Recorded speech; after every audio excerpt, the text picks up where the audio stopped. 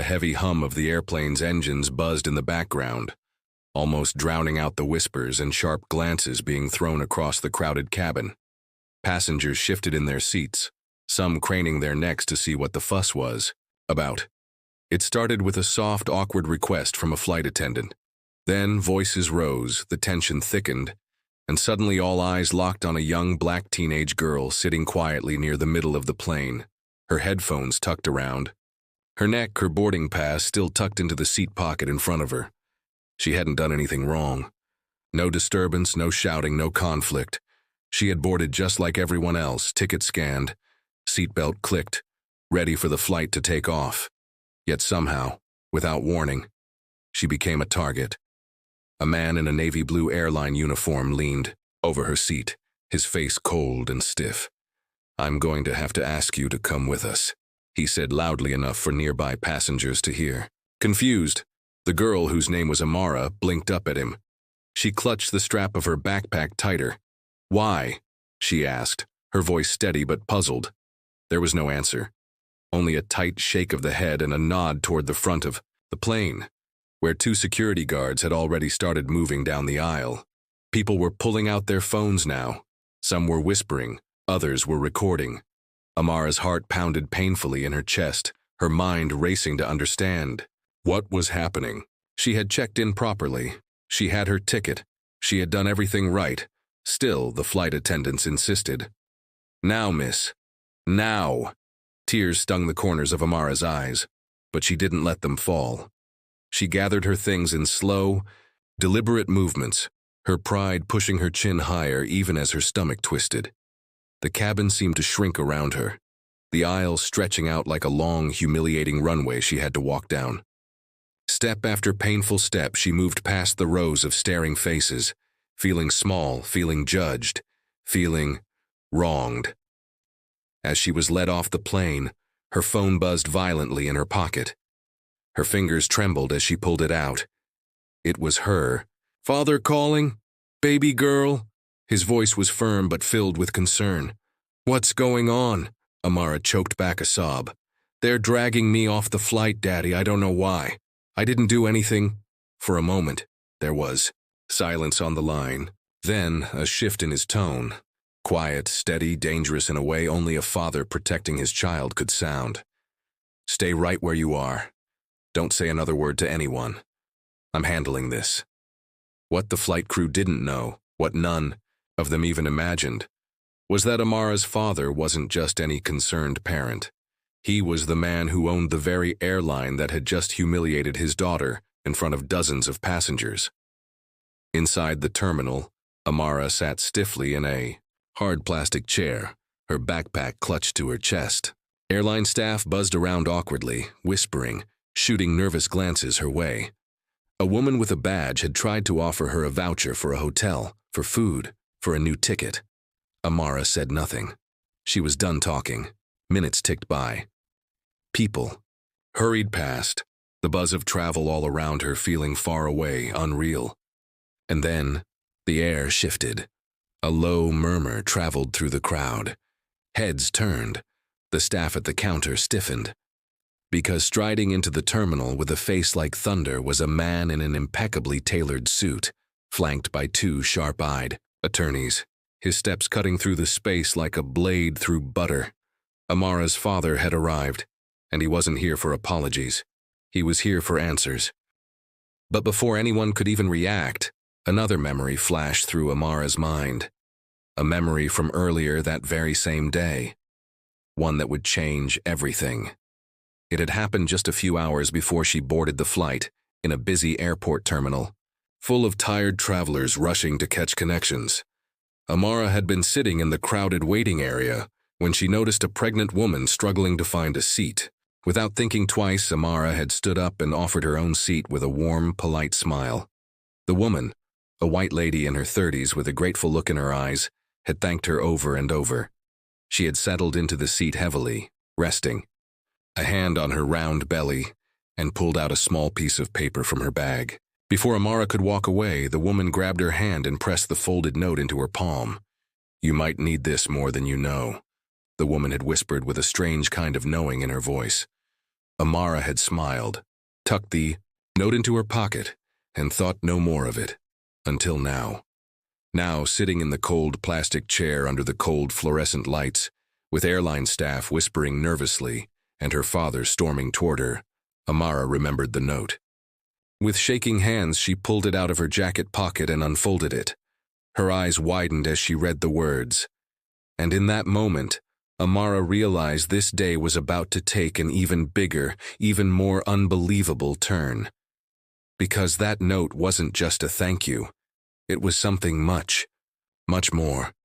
And what was written on that tiny scrap of paper would shake the airline industry, and her entire future, to its core. But first, there was still the matter of the flight crew who thought they could humiliate the daughter of a man, more powerful than they could ever imagine. Amara held the note in her hands like it was made of glass. Her fingers trembled as she reread the neat handwriting, each word sinking deeper into her chest. It wasn't just a message, it was a name, a number, and a line of words that didn't make sense at first, until she remembered something her father once told her in passing years ago, when she was just a little girl watching him close deals over the phone. He had said, "Sometimes the smallest gestures can open the biggest doors. Always treat people with kindness, you never know who's watching." The name on the note matched a woman her father once mentioned. Someone high up in international affairs, connected to big investors. The kind of person who could walk into a boardroom and change the future of an entire company with one sentence. Why would she be sitting in an airport terminal struggling to find a seat? Why would she cross paths with Amara? And why had she handed her a note as if she knew something was coming? Amara barely had time to process it. Her father was now in front of her, crouching to her level, one large hand gripping her shoulder protectively. His voice was low, calm, but laced with fire. "Are you okay?" She nodded slowly, swallowing hard. She didn't trust herself to speak yet. Her father glanced around, his eyes sharp and unblinking as they landed on the airline supervisors and security guards who had forced her off the plane. None of them looked him in the eye. One of them, a middle-aged man with a silver badge pinned to his chest, cleared his throat nervously and stepped forward. "Mr. Warren, we, apologize for the misunderstanding. It was a mistake. Standard. Protocol, really. We were following up on a booking error. The system flagged her seat and—" "Stop," Amara's father said, his voice flat. "A booking error doesn't require dragging a teenage girl off a plane in front of dozens of passengers. She had a valid ticket. You made a scene. You humiliated her, and you don't even have the decency to say her name. It's Amara, not her. Say it." The man opened his mouth, but no sound came out. Another staff member shifted uncomfortably beside him, glancing toward the airport manager who had just arrived, breathless and already sweating through his collar. The tension in the air was thick, and it was only growing heavier by the second. Amara stood up slowly. She tucked the note into her jacket and reached for her father's hand. "Let's go," she whispered. "There's something you need to see." They walked away from the growing crowd of airline staff, who were now whispering with growing urgency, their phones buzzing with calls they were too afraid to answer. Something had changed. They could feel it. The weight of what they had done was starting to hit them, but they still didn't know the full extent of the damage. Not yet.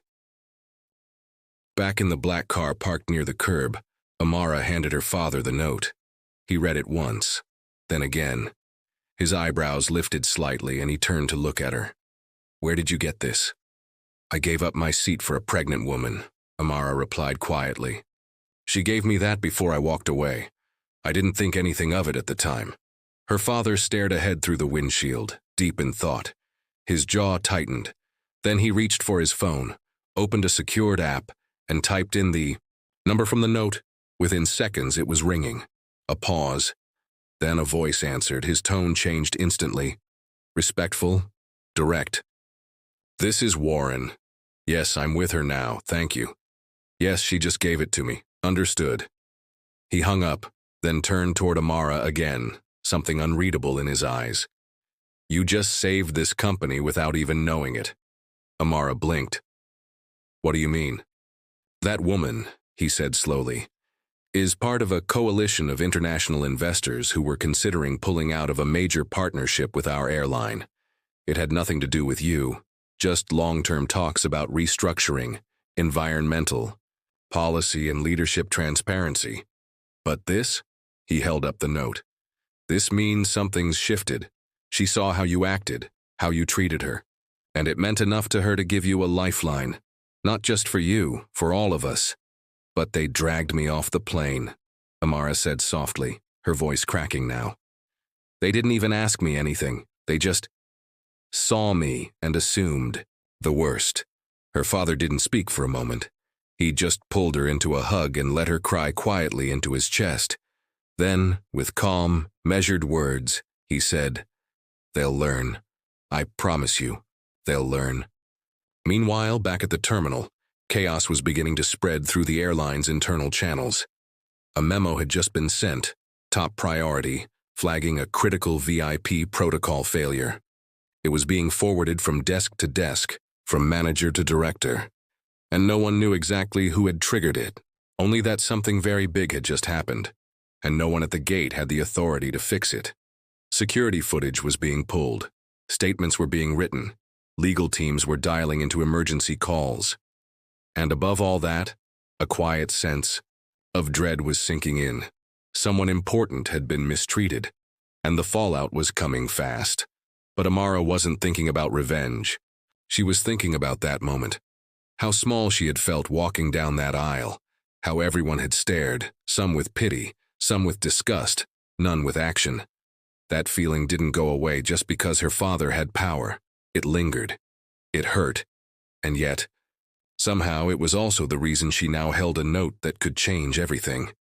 As the car pulled away from the terminal, Amara sat back and stared out the window, her reflection blurry against the glass. Her mind was racing with questions. Who was the woman really? How did she know her name? Why the cryptic message?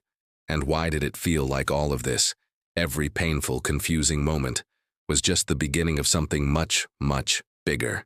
Because deep down, Amara knew this wasn't just about a flight gone wrong. It was about identity, dignity, power.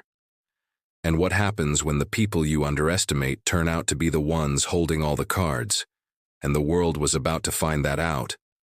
The hard way.